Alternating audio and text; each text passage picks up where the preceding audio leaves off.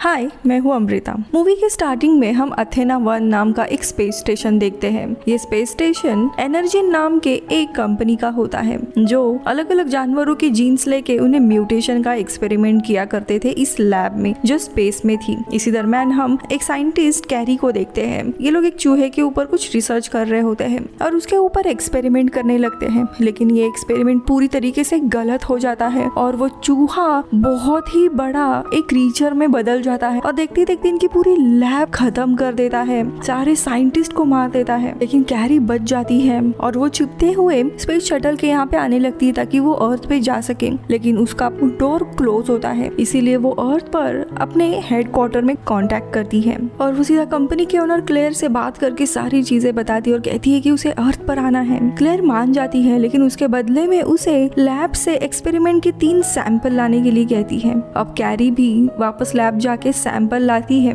जिसके बाद क्लेयर उसे स्पेस शटल का एक्सेस दे देती है। अब वो जल्दी में स्पेस शटल में बैठ जाती है और मेन शटल से खुद को अलग कर देती है और शटल अर्थ के ऑर्बिट में आ जाता है। लेकिन देखते ही देखते मेन स्टेशन का बहुत ही बड़ा ब्लास्ट हो जाता है और पूरी लैब डिस्ट्रॉय होती है। इसका असर कैरी के स्पेस शटल पे भी पड़ता है और वो भी डिस्ट्रॉय होता है। वही हम दूसरी जगह पे डेविस को देखते हैं, जो पहले यूएस स्पेशल ऑफिसर था और अभी जानवरों को ट्रेन करने के लिए वो सैंडिगो के वाइल्ड लाइफ सेंचुरी में था।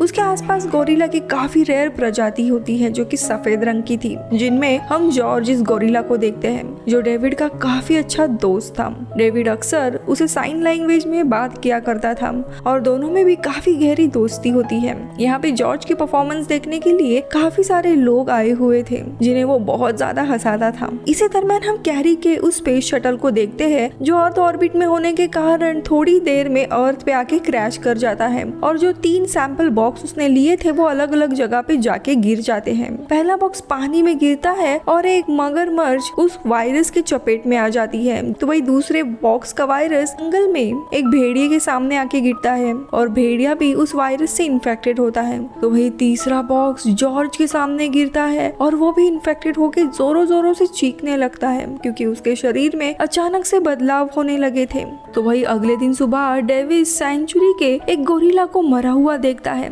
वो जॉर्ज को देखने जाता है। वो जॉर्ज को देखते ही हैरान होता है क्योंकि वो काफी बढ़ गया था। डेविड काफी कंफ्यूज होता है कि आखिरकार एक दिन में जॉर्ज को हुआ क्या है, इसीलिए वो जंगल की ओर जाने लगता है। जंगल की ओर जाते वक्त उसे वही बॉक्स मिलता है जिससे वायरस रिलीज हुआ था। तो वही दूसरी जगह पे हम क्लेयर और उसके भाई ब्रेड को देखते हैं जो इस कंपनी के ओनर थे। उन्हें जब पता चलता है कि शटल क्रैश हो गया है तो वो काफी गुस्सा होते हैं। तभी क्लेयर कहती है कि हम शटल के क्रैश साइट पर चले जाएंगे और वहाँ पे हमें वो सैंपल मिल सकते हैं। जिसके बाद वे लोग अपने एक टीम को भेजते हैं जंगल में। तो वही हम डॉक्टर केट को देखते हैं जो कि क्लेयर के ही कंपनी में मेन साइंटिस्ट होती है और डेविड की काफी अच्छी दोस्त भी थी। उसे क्रैश साइट के बारे में पता चलता है। इसी दरम्यान उसे डेविस का भी कॉल आता है कि जॉर्ज की हालत अचानक से खराब हुई है और वो आकार में काफी बढ़ गया है। तो केट समझ जाती है कि ये जरूर वायरस का ही असर है, इसीलिए वो जॉर्ज को देखने के लिए चली जाती है। तभी डॉक्टर केट आती है और डेविस को समझाती है कि इसके अंदर जो भी बदलाव हो रहे हैं वो वायरस के कारण हुए हैं, क्योंकि ये जो वायरस है उसमें अलग अलग जानवरों के डीएनए सैंपल्स थे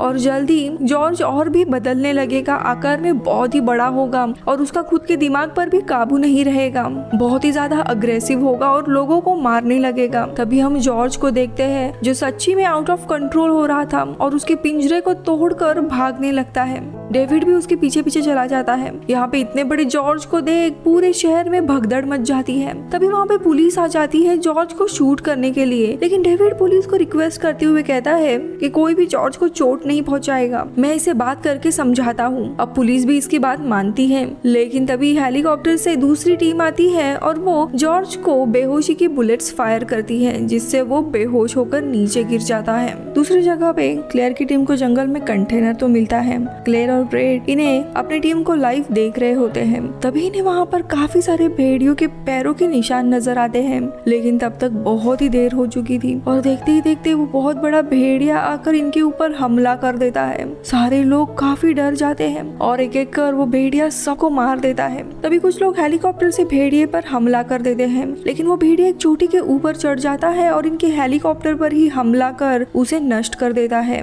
वही दूसरी जगह पे हम CIA ऑफिसर रसल को देखते हैं जो जॉर्ज को यहाँ से लेके जाने वाला होता है, लेकिन तभी डेविस वहाँ पहुँचता है और रसल से रिक्वेस्ट करता है कि उसे और डॉक्टर केट को भी साथ में लेके चले। अब रसल मान जाता है। जाते हुए रसल केट को बताता है जो चीज इस गोरिल्ला के साथ हुई है वैसी ही चीज जंगल के दूसरे भेड़िए के साथ भी हो रहा है। वो बहुत ही अग्रेसिव है और उसका शरीर भी बढ़ रहा है, लेकिन केट कुछ भी नहीं कहती। तो यहाँ पे हम ब्रेड को देखते हैं जो इन सब के बाद काफी परेशान हो गया था और क्लेयर को कहता है कि ये गोरिल्ला के शरीर में से हम वायरस कैसे निकाले। अभी तो CIA उसे लेके जा रही है, लेकिन क्लेयर कहती है कि हमें डरने की कोई भी बात नहीं है, वो गोरिल्ला खुद हमारे पास आएगा।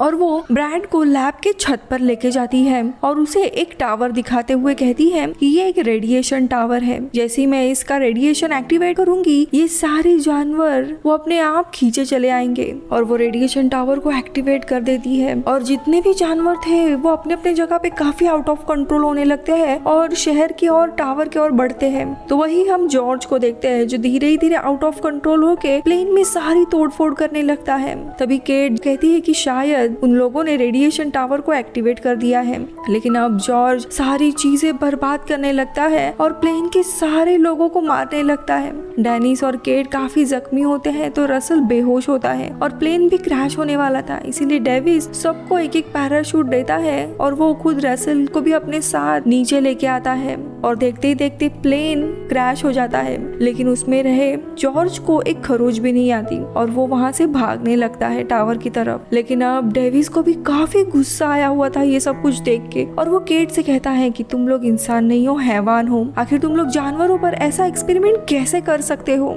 लेकिन तभी केट उससे माफी मांगते हुए कहती है कि ये मैंने अपनी मर्जी से नहीं किया है, मुझे क्लेयर ने काफी ब्लैकमेल किया था और मेरा भाई जो हॉस्पिटल में था उसकी भी मुझे जान बचानी थी, इसीलिए मजबूरी में ये काम मुझे करना पड़ा। लेकिन बुरे काम का नतीजा बुरा ही होता है, इसीलिए शायद मेरा भाई भी इस दुनिया को छोड़ के चला गया है। आगे वो बताती है कि लेकिन उसने इस वायरस के डिजास्टर को समझते हुए पहले से ही एक एंटीडोट बनाना शुरू कर दिया था और वो कामयाब भी हुआ था। वो एंटीडोट शहर के उसी टावर के नीचे के लैब में है, यानी क्लेयर के मेन ऑफिस में, इसीलिए उन्हें अब उस लैब में पहुंचना था। तो वहाँ पे दूसरी जगह क्लेयर और ब्रेड को देखते हैं। इनके लैब में अब FBI पहुंच गई थी। ये देखते हुए क्लेयर और ब्रेड समझ जाते हैं कि वो पकड़े जाएंगे, इसीलिए वो यहाँ से भागने की तैयारी करने लगते हैं। तो यहाँ पे दूसरी जगह पे डेविड्स, केट और रसल जहाँ पे था वहाँ पे मिलिट्री के लोग पहुँच जाते हैं और डेविस को उस जानवरों का वीडियो दिखाते हुए कहते हैं कि इन्होंने पूरे शहर को तहस महस कर दिया है, इसीलिए हमें जल्दी ही इन्हें मारना होगा। तभी डेविस और केट इन्हें समझाने की कोशिश करते हैं,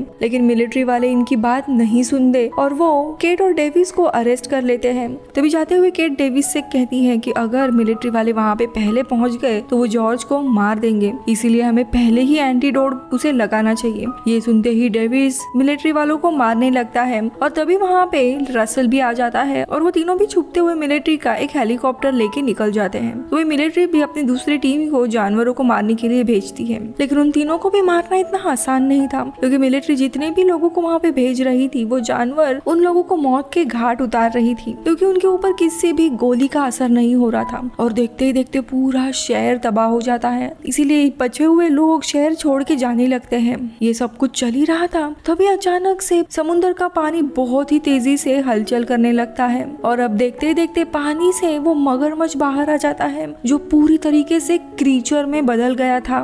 तब तक डेविस भी वहाँ पे पहुँचता है और ये सब कुछ देख वो भी काफी डर जाता है कि हो क्या रहा है। अब मगरमच्छ, जॉर्ज, भेड़िया तीनों भी पूरे शहर में तबाही मचाने लगते हैं। यहाँ पे काफी सारी मिलिट्री अंधाधुंध फायरिंग करती है, लेकिन तीनों और भी आउट ऑफ कंट्रोल होने लगते हैं और जितने भी इंसान और मिलिट्री के लोग, जितनी भी चीजें होती हैं उन्हें वो लोग डिस्ट्रॉय करने लगते हैं। वही हम दूसरी जगह डेविड और केट को देखते हैं जो लैब में आए थे और काफी ढूंढने के बाद उन्हें एंटीडोट भी मिल जाता है। तभी डेविस केट से पूछता है कि आखिरकार ऐसी रिसर्च का मतलब क्या है। तभी वो बताती है कि क्लेयर एक वेपन बनाना चाहती थी जिनका मुकाबला कोई भी नहीं कर सकता था। इनकी मदद से क्लेयर पूरी सरकार को अपने कब्जे में कर सकती थी। तो इसी लैब में हम क्लेयर को देखते हैं जो कैमरे के थ्रू केट और डेविस को देख लेते और उन्हें समझ आता है कि केट एंटीडोट लेने के लिए आई है, इसलिए वो भी वहाँ पे जाकर सबसे पहले डेविस को गोली मारती है और फिर एंटीडोट और केट को लेके वहाँ से निकल जाती है। वो जाने के बाद हम देखते हैं डेविड अभी भी जिंदा होता है।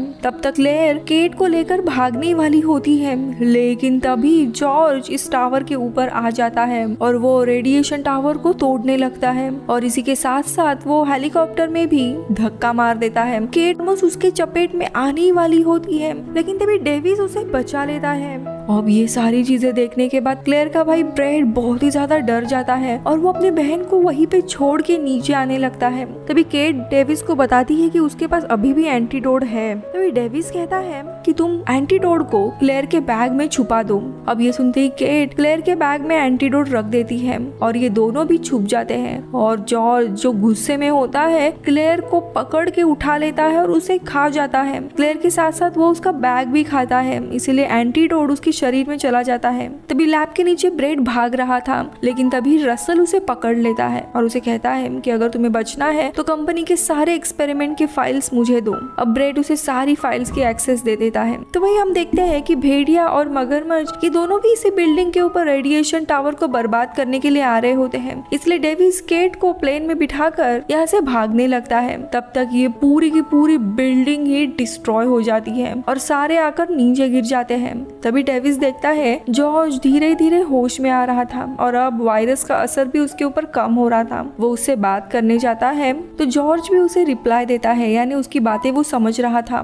तभी डेविस उसे कहता है कि देखो अब हमें पूरे इस शहर को बचाना है, क्योंकि उन दोनों जानवरों के कारण पूरा का पूरा शहर तबाह होने वाला है और वो यानी जॉर्ज उन बाकी दो जानवरों की तरह नहीं है जो शहर को तबाह करना चाहते हैं और उसे अब इन दोनों से भी लड़ना है। अब जॉर्ज इस बात के लिए मानता है। तभी वो भेड़िया और मगरमच्छ आ जाते हैं और इन तीनों की भी घमासान लड़ाई शुरू होती है, लेकिन मगरमच्छ इनसे काफी ताकतवर था जो उस भेड़िए को मार देता है। अब जॉर्ज उस मगरमच्छ से लड़ने लगता है। इनकी काफी लड़ाई होती है, लेकिन वो मगरमच्छ जॉर्ज की हालत खराब करने लगता है। डेविस देखता है जॉर्ज मरने वाला था, तभी डेविस उस मगरमच्छ पर हमला कर देता है और उस पर एक बॉम्ब फेंकता है, जिससे मगरमच्छ डिस्ट्रैक्ट हो जाता है। यही मौका देख के जॉर्ज एक बड़ा सा रॉड उसके शरीर में घुसा देता है, जिसके कारण वो मगरमच्छ बहुत ही ज्यादा जख्मी होता है और आखिरकार मारा जाता है।